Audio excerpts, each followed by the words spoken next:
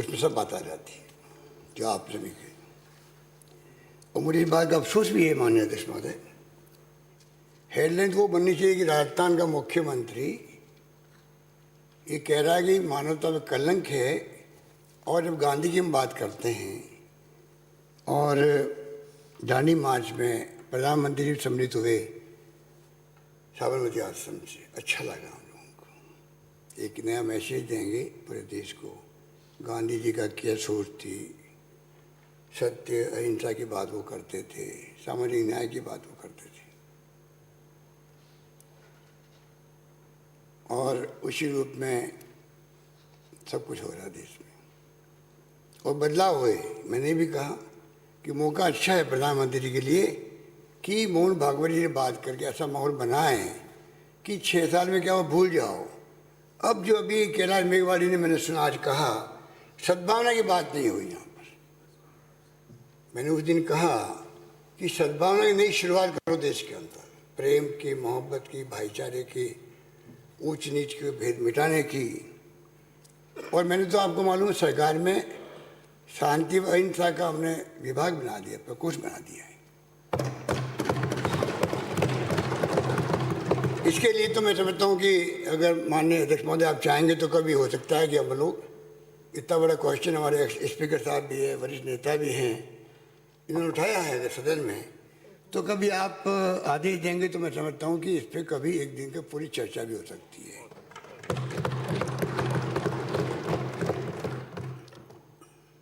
माननीय अध्यक्ष महोदय, नेता प्रतिपक्ष जी ने बहुत ही लंबी चौड़ी आंकड़े से बात करी और पहले अभी भी कहा कि भाई हम कोई एक्सपर्ट नहीं हैं, मैकेनिकल एक्सपर्ट नहीं, इंजीनियरिंग एक्सपर्ट नहीं। ये तो आपने ठीक कहा। तो अपन इंजीनियरिंग एक्सपर्ट नहीं हैं तो क्या हम लोग फाइनेंस के एक्सपर्ट हैं? जो आपने करोड़ों अरबों रुपए की बातें कही हमारे सामने, कुछ काम तो हमें अकाउंटेंट पर, डायरेक्टर बजट पर, सेक्रेटरी एक्सपेंडिचर पर, सेक्रेटरी रेवेन्यू पर छोड़ना चाहिए। अगर हम इस रूप में बात करेंगे हाउस के अंदर, हाउस में बात करें, पैरामीटर की बात करें कि पैरामीटर किस दिशा में जा रहे हैं, उस पर आलोचना करना बनता है हर एक का, और हमें जवाब देना बनता है किस प्रकार से रेवेन्यू डेफिसिट की तरफ जा रहे हैं, क्यों जा रहे हैं, किस प्रकार से फिस्कल डेफिसिट की तरफ जा रहे हैं या क्यों बढ़ रहा है 3% ज़्यादा, क्यों FRBM एक्ट 2005 आपके वक्त बना था उसको संशोधित करने नौबत क्यों आ गई राजस्थान के अंदर भी, भारत सरकार क्या एडवाइजरी जारी कर रही है, भारत सरकार खुद की स्थिति क्या है वहाँ पर।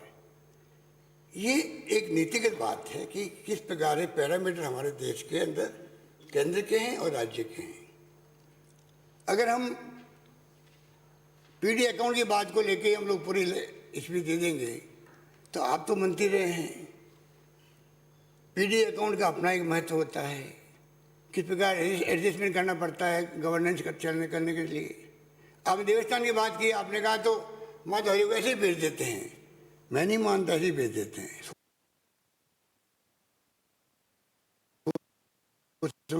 और वसुंधरा जी ने आपको सोच समझ के वहाँ भेजा होगा, क्योंकि आप जिस समाज से आते हो तो है ही है, पर साथ में आप इन बातों का महत्व समझते हैं। तो ये आपके मुंह से सुन के मुझे थोड़ा अटपटा लगा, हर एक को ऐसे ही भेज देते, क्या आपको ऐसे ही भेज दिया वहाँ पर,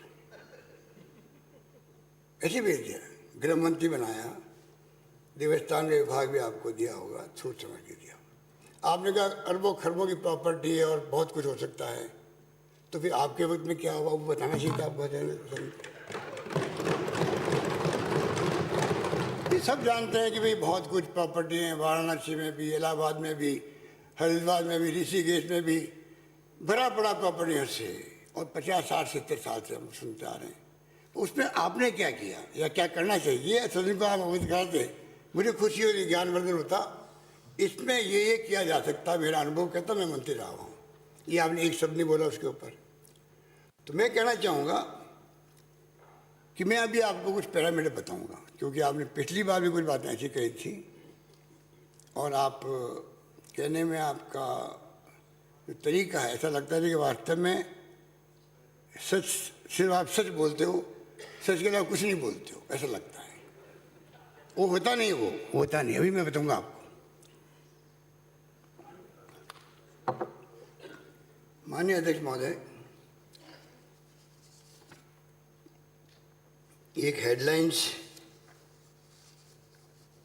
चुरा ली आपने अखबारों में। 2.5 साल में 1,80,000 युवाओं को नौकरी घोषणा की, मिली मात्र 13,000 हेडलाइंस अखबारों के अंदर। और ऐसे इस प्रकार बोले आप जैसे कि इससे कोई बात सच्ची तो हो ही नहीं सकती। माननीय अध्यक्ष महोदय, और आपने भी कहा हमारे वक्त की नौकरियां आप लगा दी। आप जैसे वरिष्ठ नेता प्रतिपक्ष भी हैं, अगर आप ये कहें तो आपको सोचना चाहिए था, जब आप ही गवर्नमेंट आई थी 13-14 के अंदर, तो हमारी गवर्नमेंट ने नौकरी 2 लाख घोषणा की हुई थी हम लोगों ने, 70,000 लगा पाए हम लोग। तो 1,30,000 से अधिक नौकरी आपने लगाई, हमारी घोषणा की हुई थी। तो वो आप लगा सकते हैं, तो क्या आपकी नौकरी घोषणा की हुई हम लोग रोक देते उसको? ये तो परंपरा पहले से चली आ रही होगी। जो नौकरी घोषणा होती है, हाईकोर्ट रुक जाती है, और हमारे वक्त पे तो हाईकोर्ट में रुकने का एक नया इतिहास बन गया। और आपकी सरकार बनी, आपने उसको काम को आगे बढ़ाया, नौकरी लगाई, तो हम आपके धन्यवाद करते हैं, लोग भला हो गया। इससे शिकायत की बात करी आपने कि हमारे वक्त की नौकरी लगी है 13,000। वो तथ्य ठीक नहीं है, असत्य है। मैं बताऊं आपको, जिस प्रकार से नौकरियां लगी है, आप देखिएगा, अभी तक हमने हमारे वक्त में 97,000 नौकरियां नियुक्ति दी जा चुकी राजस्थान के अंदर।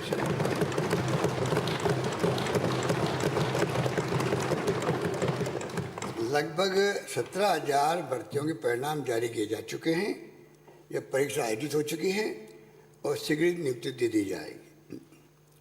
नंबर 3, लगभग 37,000 भर्तियों तो विज्ञापन प्रकाशित हो चुके हैं और जल्दी परीक्षा आयोजित करवाकर नियुक्ति दे दी जाएगी।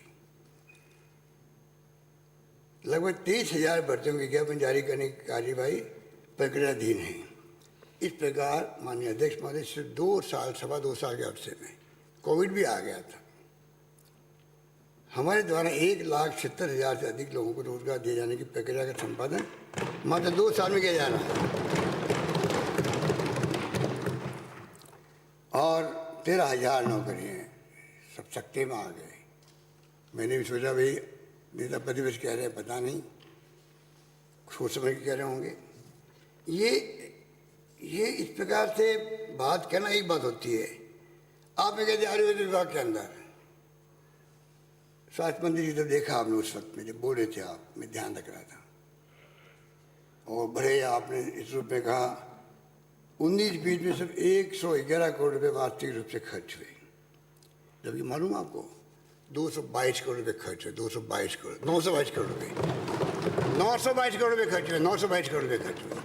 आप कह रहे हो 111 करोड़ और खर्च हुए 922 करोड़। बताइए, जाते हो, मुझे समझ नहीं आता है।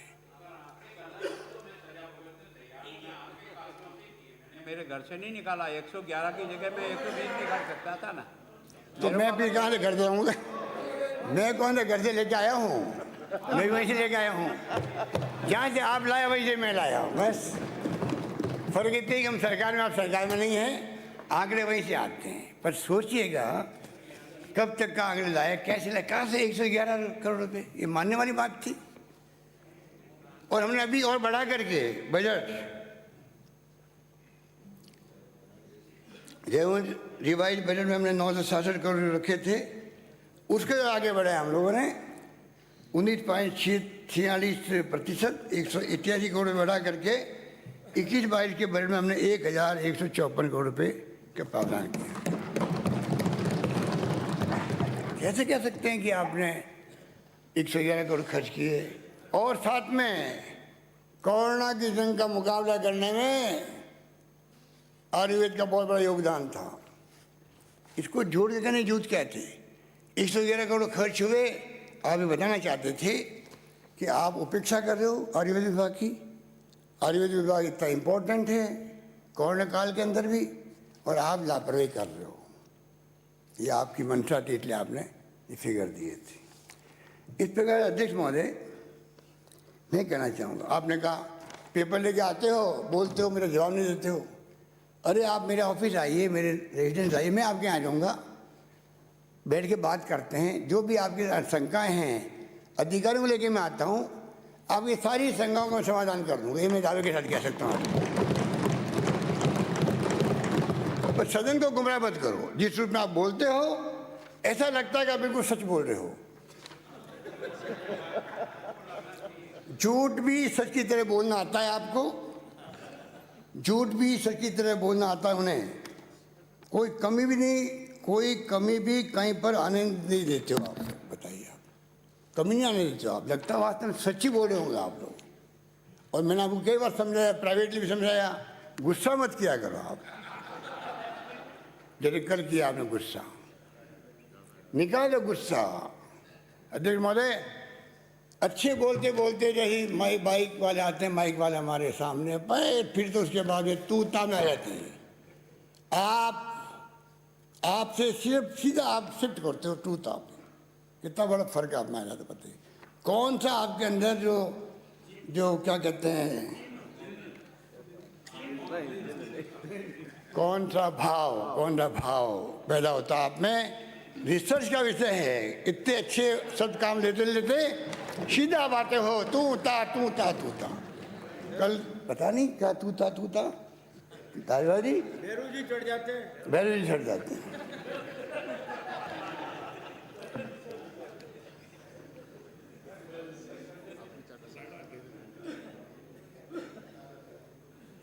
अध्यक्ष महोदय,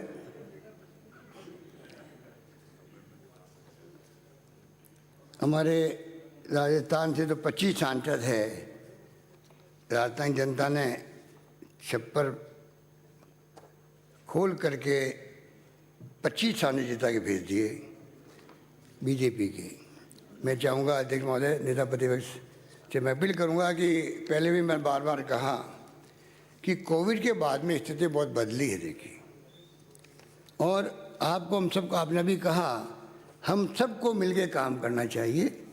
मैं इस बात को आपको धन्यवाद देता हूँ कि भावना आपकी अच्छी है कि सबको मिलके काम करना चाहिए। पैसा जो है पब्लिक से आता है, पब्लिक में जाता है। हम लोग तो कस्टोडियन हैं, हम लोग ट्रस्टी। बिल्कुल ठीक कहा आपने। उसी रूप में हर सरकार काम करने का प्रयास भी करती होगी, और फिजूल खर्ची करती है तो हम लोग आरोप लगाते हैं आपस के अंदर ये फिजूल खर्ची हो रही है। अध्यक्ष महोदय, नेता प्रतिपक्ष ने कहा पिछली बार, क्योंकि हालात बड़े गंभीर हैं, कोविड के बाद में अर्थव्यवस्था बहुत डिस्टर्ब हुई है, दिल्ली के अंदर भी, राज्यों के अंदर भी। 20 लाख करोड़ का पैकेज प्रधानमंत्री ने घोषित किया था।